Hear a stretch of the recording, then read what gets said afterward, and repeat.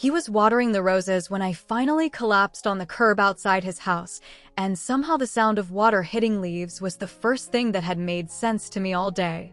I'd been walking for hours through the quiet residential streets of Los Angeles, my engagement ring heavy in my pocket and my wedding dress still hanging in the back of my car 3 blocks away. The sun was setting behind the palm trees, casting long shadows across the sidewalk where I sat with my head in my hands, finally letting myself fall apart. That's when I heard the footsteps stop. Before I continue this, hit that subscribe button. I post one real story every single day. And tell me in the comments, where are you watching from? I'm always curious who my stories are reaching. I looked up through my tears to see a man standing in the front yard of the Craftsman house behind me, a copper watering can in his hands, and the most gentle expression I'd ever seen on a stranger's face.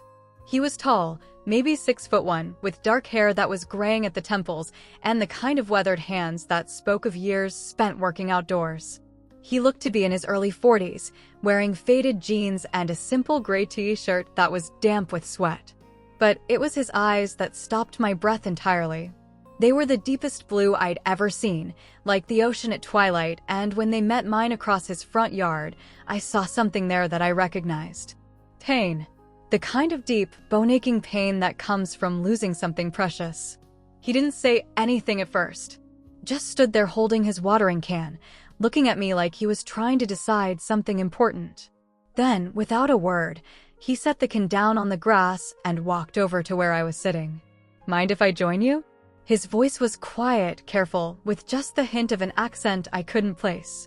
I shook my head, not trusting my voice, and he settled onto the curb beside me, leaving enough space between us to be respectful, but close enough that I could smell his cologne, something clean and woody that reminded me of hiking trails and rain. We sat in silence for what felt like hours, but was probably only minutes.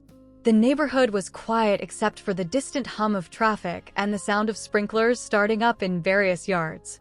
Somewhere a dog was barking, and I could hear the faint sound of a television through an open window. "Bad day?" he asked finally.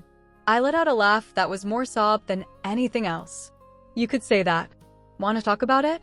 "Not really." "Good. I'm not much of a talker anyway." I glanced at him sideways, surprised by his honesty. Most people, when they saw someone crying on a curb, would either hurry past or immediately start trying to fix whatever was wrong. But this man, this stranger, seemed content to just sit with me in my misery without needing to solve it. "I'm Elena," I said after another stretch of comfortable silence. "Thomas." He picked up a small stone from the gutter and turned it over in his hands. "Tom. Do you live here?" "For about 5 years now." He gestured toward the house behind us. "You." "I don't live anywhere right now."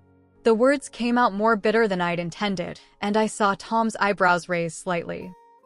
He said simply, like that explained everything. "I was supposed to get married today," I found myself saying, the words spilling out before I could stop them. 2 hours ago, actually. At the Beverly Hills Hotel. 300 guests, a $10,000 dress, and a groom who deserves so much better than what I was about to do to him. Tom was quiet, still turning that stone over in his hands. I continued. Right out of the bridal suite, still in my robe, with my maid of honor screaming after me. Grabbed my keys, got in my car, and just drove. Why? The question was so simple, so direct, that it caught me off guard. Because I realized I was about to marry someone I didn't love. Not the way he loves me. Not the way he deserves to be loved. I wiped my eyes with the back of my hand. Because I've been lying to myself for 2 years, and I couldn't do it for 1 more minute. Tom nodded slowly, like this made perfect sense to him. That was brave, he said. Brave? I stared at him. I just destroyed the life of the kindest man I've ever known. I humiliated him in front of everyone we care about. I wasted 2 years of his time and God knows how much money. How is that brave? Because you could have gone through with it. Most people would have. He finally looked at me directly, and I felt the full weight of those blue eyes. Most people would have convinced themselves it was easier to just say the words and hope the feelings followed eventually. You sound like you know something about that. Something flickered across his face, too quick for me to read. Maybe I do. We fell silent again, and I found myself studying his profile. He had strong features, a straight nose, defined cheekbones, a jaw that suggested stubbornness, but was softened by the gentle curve of his mouth. There was a small scar running along his left temple that made me wonder about the story behind it. "What do you do?" I asked, more to distract myself from the way my stomach fluttered when he looked at me than out of genuine curiosity. "Landscape design. Mostly residential, some commercial projects." That explained the calluses on his hands, the way he'd been so careful with his plants. "Is that your garden?" I gestured toward the front yard, which I now noticed was absolutely stunning. Roses and lavender mixed with native California plants, all arranged in a way that looked effortless, but was clearly the work of someone who understood both beauty and ecology. "Yeah." There was pride in his voice, but also something else. Something that sounded almost like sadness. "I started it when I moved in. Needed a project. It's beautiful." "Thank you." The sun was almost completely set now, and the streetlights were beginning to flicker on. I realized I should probably go, find a hotel, call my sister, start dealing with the wreckage I'd left behind. But something about sitting here with Tom felt like the first real thing I'd experienced in months. "I should let you get back to your evening," I said, starting to stand up. "Elena." His voice stopped me halfway to my feet. "Are you okay?" "Really?" I sank back down onto the curb, surprised by the genuine concern in his voice. "I don't know," I admitted. "I don't know anything right now. I don't know where I'm going to live, or what I'm going to tell my parents, or how I'm ever going to face Jason again." "Jason's the groom?" "Was the groom." "Yes."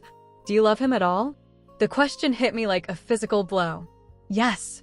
God, yes. Just not the way I should. Not the way he loves me." Tom was quiet for a moment, and when he spoke, his voice was softer than before.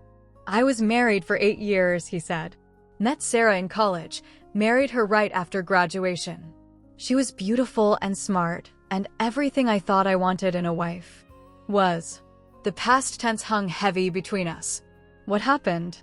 "We had a son. Michael." Tom's voice caught slightly on the name. "He was perfect. Absolutely perfect. And watching Sarah with him, seeing her become a mother, I thought that would be enough. That the love I felt for our family would somehow become the kind of love she deserved from a husband." My heart started beating faster, sensing we were approaching something painful. "But it wasn't?" "No, it wasn't. He set the stone down on the curb between us. And when Michael got sick, he trailed off, and I felt my chest tighten with dread. Tom. Leukemia. He was 6. Tom's voice was steady, but I could see his hands shaking slightly. He fought for 2 years. 2 years of hospitals and chemo and hope and despair and everything in between. Did he? He died 3 years ago. And Sarah and I fell apart. Because we'd built our entire relationship around being his parents, and when we lost him, we realized we didn't know how to be anything else to each other. I felt tears starting again, but not for me this time. For this man sitting beside me who had lost everything that mattered. "I'm so sorry." The divorce was final a year later. Sarah moved back to her hometown in Oregon. I stayed here because... He gestured at the house, the garden. Because this is where he lived. Where he played. Where he learned to ride his bike and planted his first sunflower seeds. We sat in silence again, but it felt different now. Heavier. Loaded with grief and understanding. "You asked why I ran," I said finally. "I ran because I've seen what real love looks like. My grandparents, they were married for 62 years, and even at the end, when my grandfather was dying, the way they looked at each other. I knew I'd never feel that way about Jason, and he deserved to find someone who would." "That's brave," Tom said again. "It doesn't feel brave. It feels like I ruined everything. Sometimes ruining everything is the only way to build something real. What would you do if you were in my place? Tell me in the comments." I looked at him then, really looked at him, and saw something in his eyes that made my breath catch. It wasn't pity or sympathy or the careful distance of a stranger trying to be kind. It was recognition. Like he saw something in me that matched something in himself. "Tom, I know this is crazy," he said, his voice rough with emotion. I know we just met, and I know you're dealing with more than anyone should have to handle right now. But sitting here with you, it's the first time in 3 years that I've felt present. Like I'm actually here instead of just going through the motions. My heart was racing now, and I could feel something shifting between us, something that felt dangerous and necessary all at once. What are you saying? I'm saying that maybe sometimes the worst days of our lives bring us exactly where we need to be. He reached over slowly, carefully, and took my hand in his. His skin was warm and calloused, and when his thumb brushed across my knuckles, I felt something electric shoot up my arm. Elena, I don't know what this is. I don't know if it's grief or loneliness or just two broken people finding each other at exactly the right moment. But I know that I don't want you to disappear into the night without knowing that meeting you has meant something. I stared down at our joined hands, at the way his fingers intertwined with mine like they belonged there. I'm 25 years old, I whispered. I just ran away from my own wedding. I don't have anywhere to live or any idea what I'm doing with my life. I'm 43 years old. I'm a widower who talks to his dead son's photograph every morning and hasn't been on a date in 4 years. We're a mess. Yeah, we are. I looked up at him, and the intensity in his blue eyes took my breath away. Tom, stay tonight, he said quietly. Not because I'm trying to take advantage of a bad situation, but because I have a guest room and you clearly need somewhere safe to figure out what comes next. I can't ask you to. You're not asking. I'm offering. I thought about going to a hotel, about sitting alone in some sterile room while I tried to process what I'd done. Then I thought about this man who had sat with me in my darkest moment without trying to fix me or judge me or make me feel worse than I already did. Okay, I said. Just for tonight. Just for tonight. But even as the words left our lips, I think we both knew we were lying. Tom's house was as beautiful inside as his garden was outside. Warm hardwood floors, exposed beams, built-in bookshelves filled with volumes on horticulture and landscape design. But it was the photographs that caught my attention, dozens of them, all featuring a little boy with Tom's blue eyes and a smile that could light up the world. That's Michael, Tom said, noticing where I was looking. He was beautiful. He was perfect. Tom's voice was soft with love and loss. Are you hungry? I could make something. I should probably call my sister. Let her know I'm alive. Of course. Use whatever you need. I made the call from Tom's kitchen while he puttered around making tea, explaining to my sister that I was safe, that I was sorry, that I would call her in the morning to start dealing with everything. She was furious and worried and relieved all at once, and by the time I hung up, I was emotionally drained all over again. How did it go?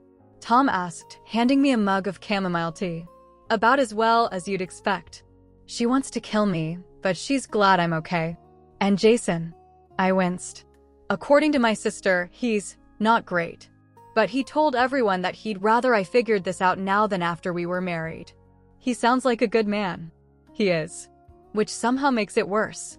Tom leaned against the counter, studying me over his own mug of tea. Elena, can I ask you something? Sure. What do you want? Not what you think you should want, not what would make everyone else happy. What do you actually want? It was such a simple question, but it hit me like a revelation. When was the last time anyone had asked me what I wanted? I want to feel something real, I said without thinking. I want to wake up excited about the day instead of just going through the motions. I want to matter to someone in a way that goes beyond just being convenient or expected. That's not too much to ask, isn't it? I'm 25 and I feel like I've been sleepwalking through my entire adult life. Then maybe it's time to wake up. The words hung between us, loaded with possibility and danger in equal measure. Tom, I need you to know something. What? I'm attracted to you. The admission came out in a rush, and I felt my cheeks burn with embarrassment. I know the timing is terrible and the circumstances are insane, but sitting out there with you, the way you looked at me, the way you listened, I felt more seen in 2 hours than I have in 2 years. Tom set down his mug and crossed the kitchen until he was standing directly in front of me. Elena, I know it's crazy. I know I'm probably just emotional and confused, Anne. He silenced me by cupping my face in his hands, his thumbs brushing away tears I didn't even realize I was crying. It's not crazy, he said softly. And you're not confused. You're the first person in 3 years who has made me want to feel something other than grief. What are we doing? I don't know. But I know I don't want you to leave. I don't want to leave. He leaned down slowly, giving me plenty of time to pull away, and pressed his lips to mine. The kiss was soft and tentative at first, like we were both afraid the other might disappear. But then my arms came up around his neck, and his hands tangled in my hair, and something ignited between us that felt like coming alive after being numb for years. When we finally broke apart, we were both breathing hard. "This is complicated," I whispered against his lips. "Everything worth having is complicated. What happens now? Now you stay in my guest room, and tomorrow we figure out what comes next. And if what comes next is more of this, then we deal with that too." I stayed in Tom's guest room that night, but I barely slept. Instead, I lay awake thinking about the way he'd looked at me, the way he'd kissed me, the way he'd made me feel like I was worth something more than just going through the motions. In the morning, I found him in his garden, tending to his roses with the same careful attention he'd shown me the night before. When he saw me watching from the kitchen window, he smiled, and I felt something settle into place in my chest. "Good morning," he said when I joined him outside. "Good morning. Sleep okay?" "Not really." "You?" "Not really." We stood there in the morning light, surrounded by the beauty he created, and I realized that for the first time in years, I knew exactly what I wanted. "Tom." "Yeah, I don't want this to be just one night." His smile was like sunrise. "Good. Because I was hoping you'd say that." 6 months later, I moved into the house with the beautiful garden. A year after that, Tom proposed to me in the same spot where we'd first sat together on the curb, and I said yes without a moment's hesitation. People still comment on how we met, on the age difference, on how quickly everything happened. But Tom teaches me not to listen to the noise, the same way he taught me to listen to what my heart was actually saying instead of what I thought it should be saying. Before I go, thank you. These stories are real. They're mine. And I share one every day. If you want to hear more, subscribe. We're planning to start trying for a family soon, and every morning when I wake up in his arms, I'm grateful for that terrible, beautiful day when I finally had the courage to run towards something real instead of away from what was wrong. Sometimes the worst moments of our lives are actually the beginning of everything we never knew we needed.